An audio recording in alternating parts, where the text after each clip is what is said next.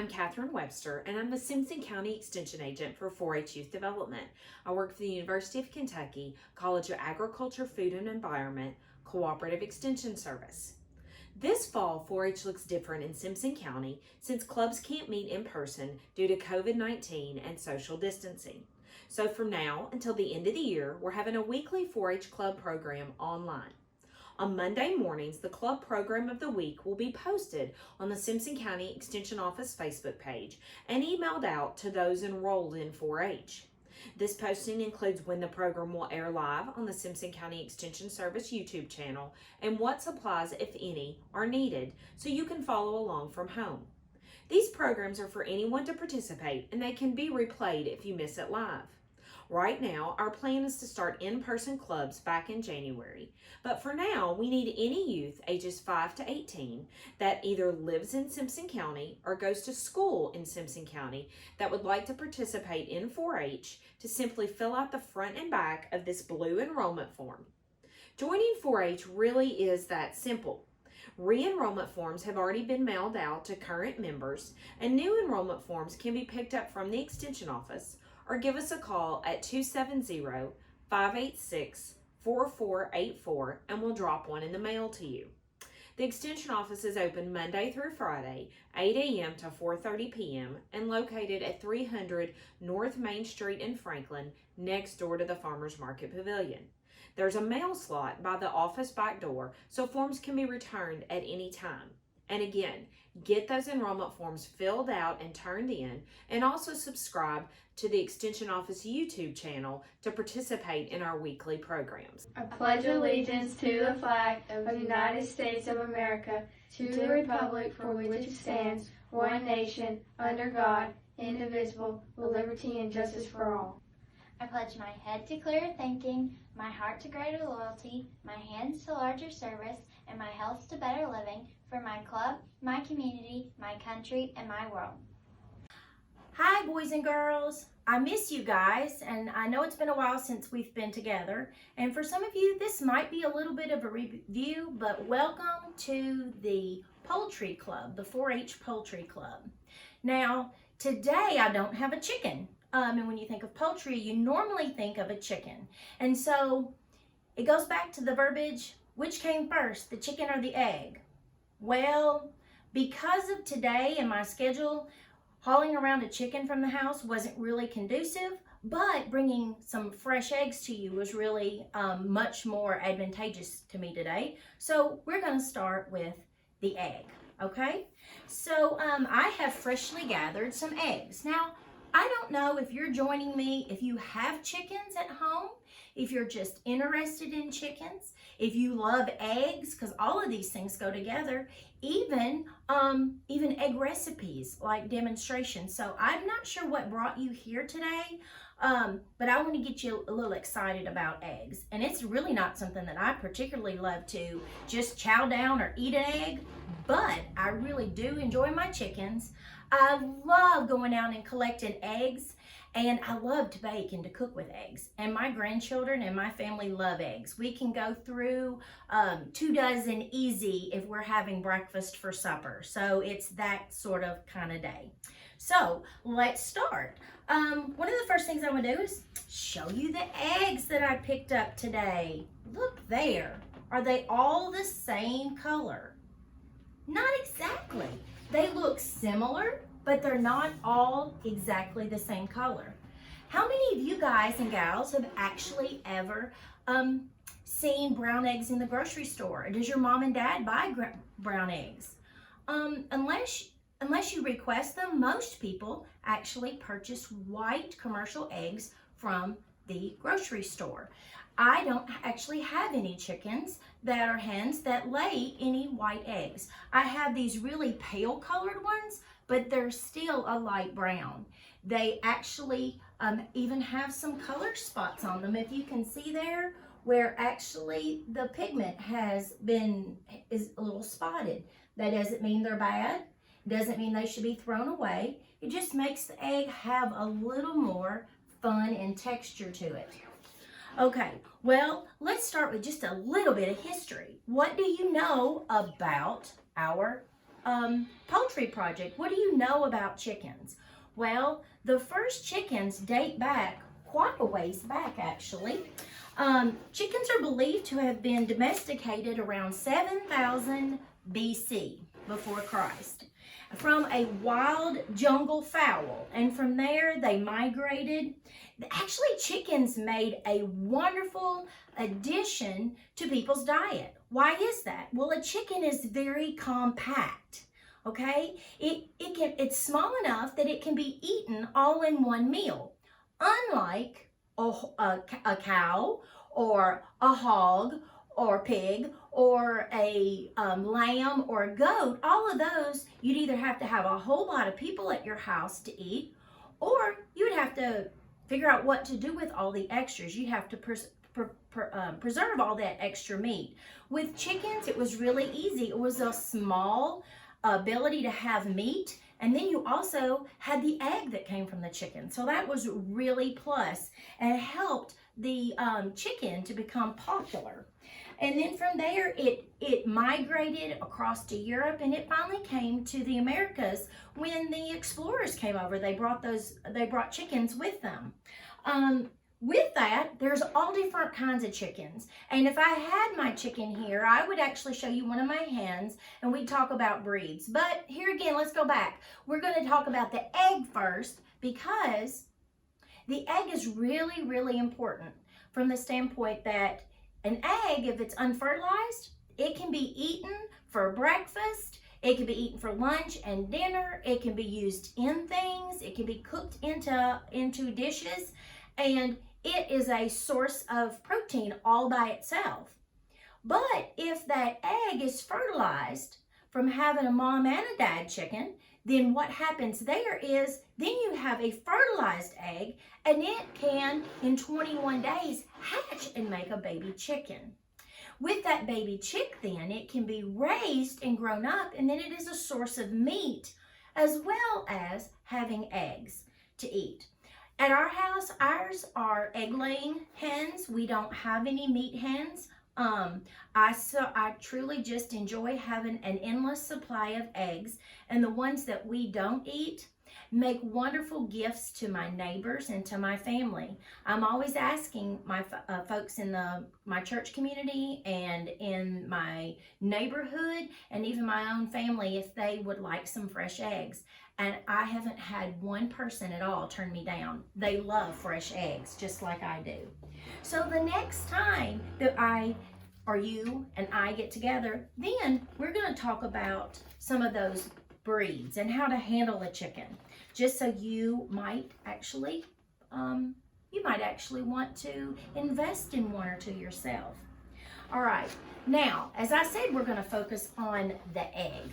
And with that being said, I want to talk about the egg itself. Now, here I have 12 eggs, and I have one little young lady, one of my new girls, that she insists on pecking. If I don't go out there and collect the eggs quickly enough, she will peck until she breaks this shell and she pops the egg. And then it's of no use to me because it's dirty and it's contaminated.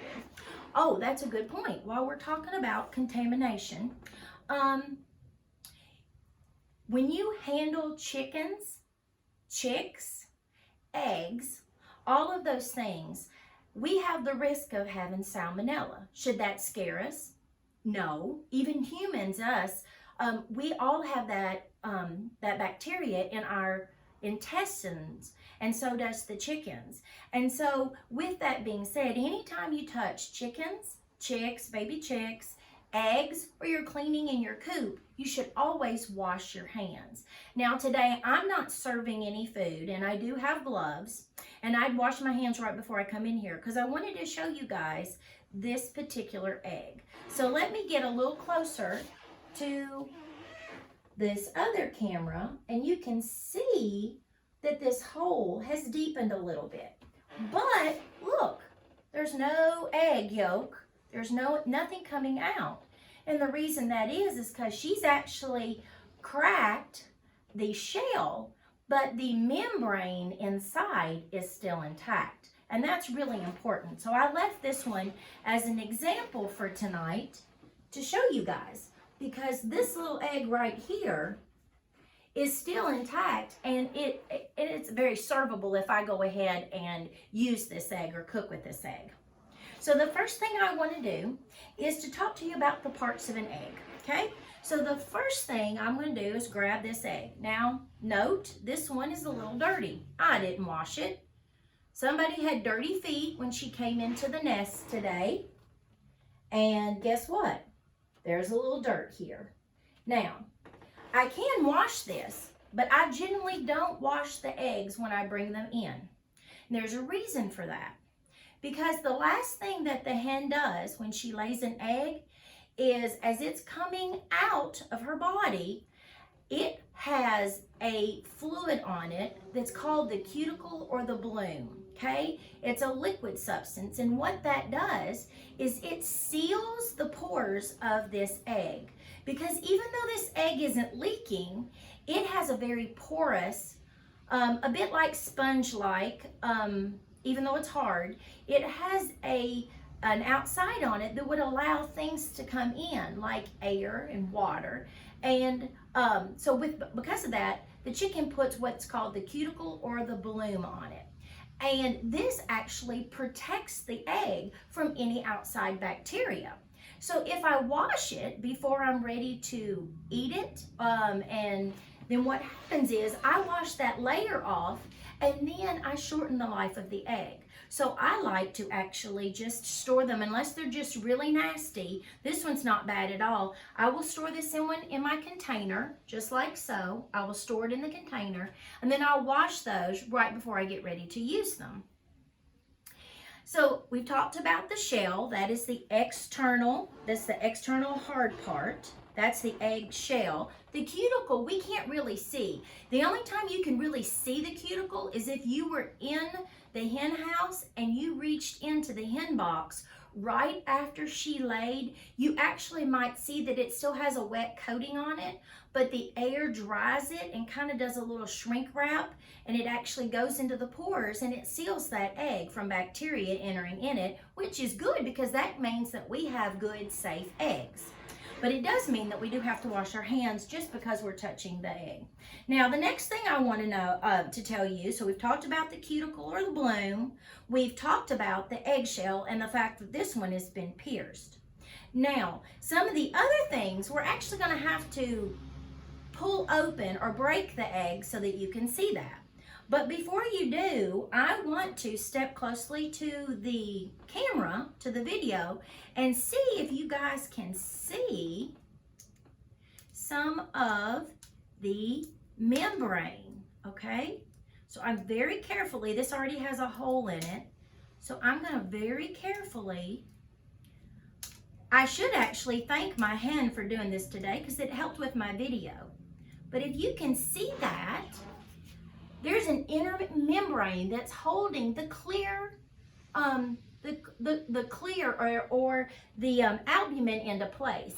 And if you can see that, can you see where that has all shrunk back? That's where she pecked, the hen pecked the eggshell, but she didn't penetrate that inner membrane. There's actually two membranes there, but you can see one of them right there very clearly, which is rather nice. Now, before I do anything else, and I've picked some of this eggshell away, I'm going to set that aside, and I'm going to put on a pair of gloves because I'm going to have fun. And if you guys were here, you could have fun with me too. Do you have to use gloves? No, but if you're one of those people who really don't like getting yucky stuff on your hands, then you might consider that. I just happen to have these because I use them for cleaning. So the next thing I do, I didn't remember to bring a knife, but I'm going to crack these two eggs together, and I'm going to bust one of them, and I want you to look at it. We're going to look at the parts of the egg here, okay? So I'm going to crack this egg open very carefully. Looky here.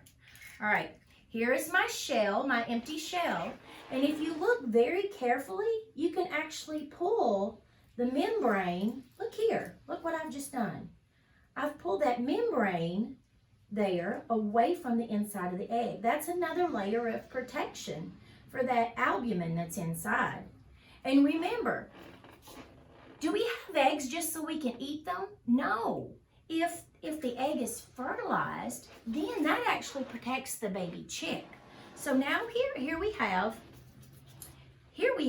our egg. Okay? I'm going to move this closer to the camera. Okay?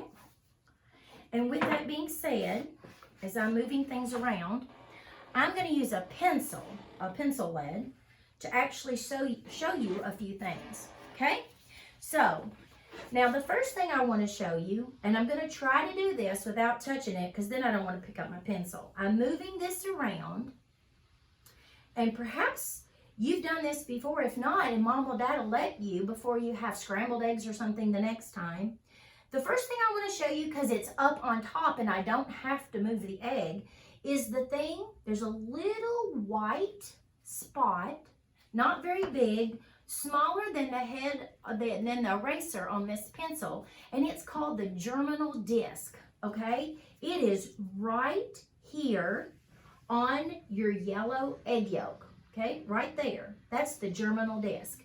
Of course, then I've already told you what one of the other parts is. That would be this yellow, dark yellow golden area, and that is the yolk, and that's the food source for the baby chick when the baby chicken's growing. And for us, it's got a lot of protein in it. Eggs are wonderful. I'll throw in a little nutritional value right here, but you can have one egg, and one egg will give you about 25% of your protein allowance for the day. And with that being said, that particular egg is the only fat is here in the yolk, and then you have the albumin, and I'm going to go back to the albumin in just a minute, but it's only worth 70 calories. So you get a lot of bang for your buck. You get a lot of protein up front, especially when you start your day with eggs. And we'll talk about when we eat eggs a little bit later. So let's go back to our eggs. So we've talked about the shell. We've talked about the cuticle or the bloom, which is that protection that's on the outside of the egg that we can't see. We talked about one of the membranes that's on the inside of the egg. Okay. We've talked about the yolk. We've looked and we've identified the germinal disc right here. Now, you have clear fluid on the inside, but there's two different consistencies. You've got one that's really watery. See my plate? It's all filled here with a very clear substance. And then you have this thicker substance that looks more like maybe closer to a jello consistency, and it is this area right here. So you have two different albumins. You have a thin albumin that is clear until you cook it or you mix it in something and it turns white. And the same thing with this thicker albumin. This here again is protecting that yolk, and that yolk would be, if we were going to raise a chick, that would be where the baby chick would be. So that's the substance there. Now, this is where it gets really fun. So we've talked about the eggshell. We've talked about the cuticle. We didn't talk about the air cell, because that, as soon as I broke the egg, you couldn't see the air cell, and that's what the baby chick uses for its supply while a baby chick is growing. So, but we don't need it really to eat eggs. Then you have the thick albumin, you have the thin albumin, and you have the yolk. Okay. So with that being said, there's one thing that you haven't seen yet, and I don't know if we can look. We'll see if we can get it. Have you ever looked? Here, let's see if I can do this without breaking this egg. Scoop it up in my hand. Looky there, I did it. All right, if you're doing this at home, there's a little white thing that kind of looks like a string out two different sides of your egg yolk, okay? That's the chalaza, okay? The chalaza is actually very beneficial. It is attached to both ends of the yolk so that it suspends the yolk in the middle of the egg so that the yolk doesn't lay on one side or the other. Because if they did and a baby chick was growing inside, then that baby chick would come out deformed because it needs all that growth. It would be like putting you up against a wall and asking you to grow, and you can't move. That part of you can't grow. So I'm going to tell you something. Lots of times when I was growing up, people go, "Ooh, oh no, that's a baby chicken growing in there," because I knew enough that eggs that baby chicks came from eggs. But it's not. It's a very thin, white, rope-like, like braided rope that's on both ends of your egg. Of your egg yolk. And then what happens is that it holds it from end to end, like from here to here. The chalaza holds that egg yolk, this part right here, it holds it from end to end and keeps it suspended. So if it moves or you do this, it keeps it right center of the middle of the egg, okay? Now, if I wanted to show you an air pocket, and you can do this at home, I've got lights on in here and I don't have the right box, but if you've got a light colored egg and you wanted, this is called candling, but if you wanted to see the air pocket and it was dark in here, you could shine a light up through here and you'd be able to find you should be able to find the air cell on one of the two ends, okay? And that's the other important part of an egg. Now, with that all being said, while we often use eggs as a source of food, that's not why the egg is here to begin with. That's not why a hen lays eggs. She didn't say, "Oh, I'm going to lay you a bunch of eggs so you can go have breakfast this morning." She lays eggs because she wants to reproduce and make babies, baby chicks. Now, a mother hen, she's going to lay an egg, depending on her breed, depending on the time of year, she's going to lay an egg pretty frequently, okay? During the summer months, during the heavy months, it's going to be one a day or about one it'll be nearly every day, and she might skip a day every once in a while. During the winter, when the days are shorter, depending on your light sources and how cool the chickens are, they may back off of that, and you might only get a hen to lay one every 3 days or 4 days because of heat control, just because of the amount of light that's in the sky, and you can change that artificially, but that's basically how they're wired. So that hen doesn't lay it for us to have eggs. She lays it to reproduce and make more chickens. And since chick development occurs outside of her body, which is different than other animals where the babies stay on the inside, this baby would be all contained here. If this egg was fertilized and it was kept warm and for 21 days was healthy, then a baby chick would emerge.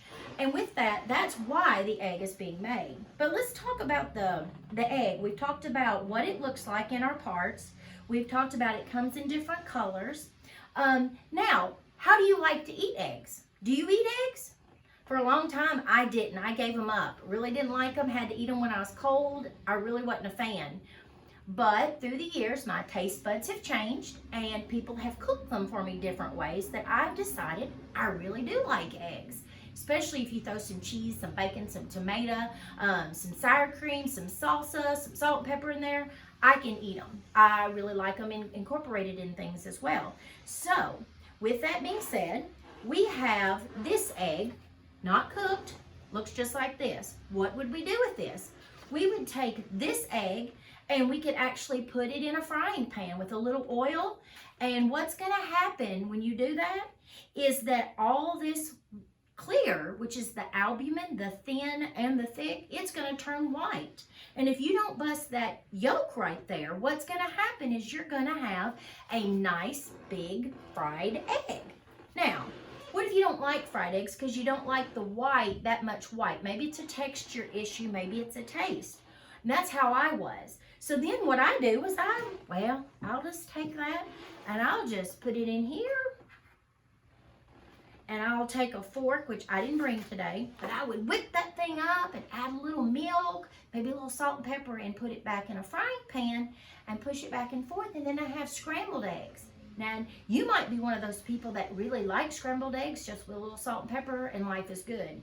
Unfortunately, I like stuffing mine a little bit better. I like to doctor them up and make omelets. I've also had crepes, which I really like with eggs, but you just whip that thing up and then you can add all kinds of stuff, the things that you like. It could be green peppers, it could be onions. It doesn't really matter. So we would have a fried egg. We would have a scrambled egg if we whip this one up. Anybody out there like hard-boiled eggs? I can't honestly say that that is my favorite way to eat it. I'm not a fan, but I'm not going to deprive you guys from seeing a hard-boiled egg. Now looky there. I've boiled this egg, okay? I've boiled this egg and I took it and brought it right straight from home. So it's not peeling real easy for me, but look, this egg has been boiled in water, and because of that, you can eat this for lunch. Some people eat it at breakfast. If you've ever gone to a hotel and they have a continental breakfast, lots of times they will have hard-boiled eggs that are offered to go with your toast or with some fruit or some oatmeal or something like that. So then you have this hard-boiled egg, and when you open it up, look, there's that yolk. It's cooked all the way through. Now, when I was a little girl, I liked the yolk and I didn't like the white.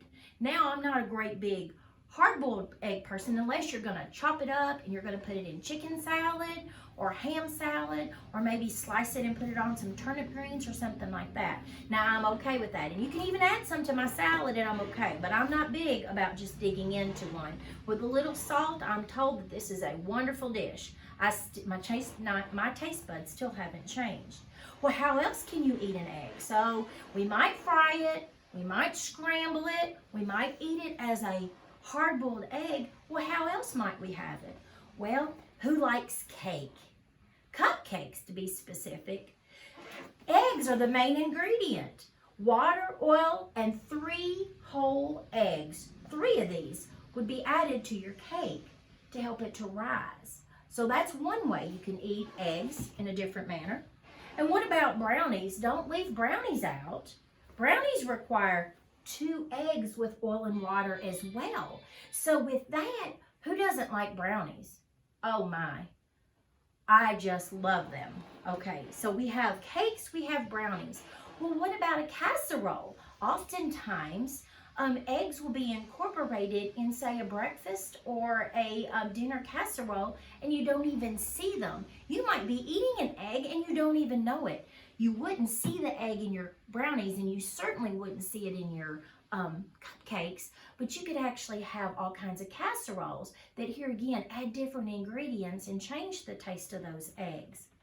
So let's just do a slight review of what we've done today. We've talked about eggs in general. And why did I pick eggs instead of the chicken, the hen today? Well, that's just because we had to start with one or the other, and I chose the egg because I think some of you all might really enjoy eating them. And because you might enjoy eating them, you actually might get excited about having a hen of your own. And if you do, I want you to contact me because we have a club for you. We talk about hens, we talk about different breeds, we learn about new recipes. We've had crepes that have been made for us in the county. We've made omelets. We do demonstrations. We've grated eggs. So there's a whole host of things that we can do, and we can even have a contest to actually let you show us your hen and the proper ways to do that. So there's lots of opportunities for poultry and for eggs. If you're a 4-H'er, or if you're not a 4-H'er and you like those things, just talk to us here at the 4-H office. The number's 270-586-4484. Again, that's 586-4484. And you can ask for Miss Pam or you can ask for Miss Catherine. Now, one more thing and then we'll leave. This I'm going to put in front of our recipe box of our second video here. This would be an embryology terminology. And I've got one that I will take and show you guys here. Now, if I was to quiz you, we're going to do this one together. But if I was to quiz you, and A says the white of an egg, the watery substance supplies the growing embryo with food and water. So what is that? Is that the air cell, the albumin, the chalaza, the shell, the yolk, the shell membrane, or the germ spot? Do you know? Actually, it's going to be the albumin. The albumin was the clear right here. That's the clear part around the egg. B, the hard protective outer covering. Did somebody beep in? What is the outer called? Do you know? It's the what? What is it? What's it called? It's the shell. Yes. Oh, you all are on a roll. Okay, then C says the two twisted cords at each end of the yolk. This one's a little hard to say. These keep the yolk from moving around and sticking to the shell. What would that be? It's kind of hard. It's the chalaza. There's two of them. Okay, one on each end. D, the yellow of the egg. I heard somebody beep in. Do you know what that is? Yes, that's the egg yolk. There it is right there. We found that very easily. Okay, what about E? The pocket of air at the large end of the egg. We didn't get to see that today, did we? That would be at the big part of the end. Look at the egg. There's usually, this one's pretty even Steven. My eggs are pretty symmetrical. They might be slightly off, but both ends are pretty big. So if you were going to try to find the air cell with a flashlight, you'd want to turn the lights off in the room, and then you'd want to shine this flashlight up through, and you would see the air. It's a little pocket of air there at the end of the egg. Okay, so what is that? That would be the air cell. That's the first one up here. F, the white spot on the yolk where the embryo develops. We found that first. Do you remember me telling you? That was the one little spot that was about the end of this pencil eraser, just a little bit smaller, and it's white. We didn't even have to turn it over. It is what? It's called the germ spot. That's where the embryo would develop if it was going to grow into a baby chick. And then, if you're keeping up, you already know what this one is, because there's only one left. The two layers inside of the eggshell, usually when the egg is cracked, this will stick to the shell. And I showed you that part right here. Does anybody remember what it's called? Do you remember what this is called? It's called the shell membrane. Good job, boys and girls. You all were listening. All right. Well, thank you for joining us. I hope that you were excited about and enjoy eggs. I want you to try eggs. If you haven't, or you told mom or dad, I don't like that, give it a try. So I've got people in my household that even like to put ketchup on their eggs. They cover them with cheese and they put ketchup. And I'm told that's the best way to eat them. I'll just trust them to do that themselves. But try an egg if you haven't. And if you already like an egg one way, see if you can convince your parents or your grandparents or a brother or sister who's older might cook for you to try a different kind of egg. One thing I didn't say that I absolutely love is a quiche. A quiche, when I told my boys that I had quiche for breakfast, they said, "What's that?" And I said, "It's a glorified egg with fixings stuffed in a pie shell, or just laid out into a pie shell. It looks like a fancy pie. It starts with eggs and some cream, and then you can put cheese and bacon and sausage and ham and peppers and onions, or any of those things, or hardly none of them. You can add spinach. You can try different cheeses in there, but it's a really good way to test and see if you like eggs in a different way. So I want you to remember the parts. I want you to experiment a little bit, try something new, and then think about the responsibility of having a chicken that you can take care of, that would not only provide you with loads of fresh eggs and you wouldn't have to buy them in the grocery store, but it would be something that you could learn responsibility by learning how to take care of one, by feeding it, by exercising it, by making sure it's got water and gathering its eggs, and it could be a great pet too. So with that being said, thank you, boys and girls, for your attention and your time, and I hope to see you again really soon. Thank you bunch.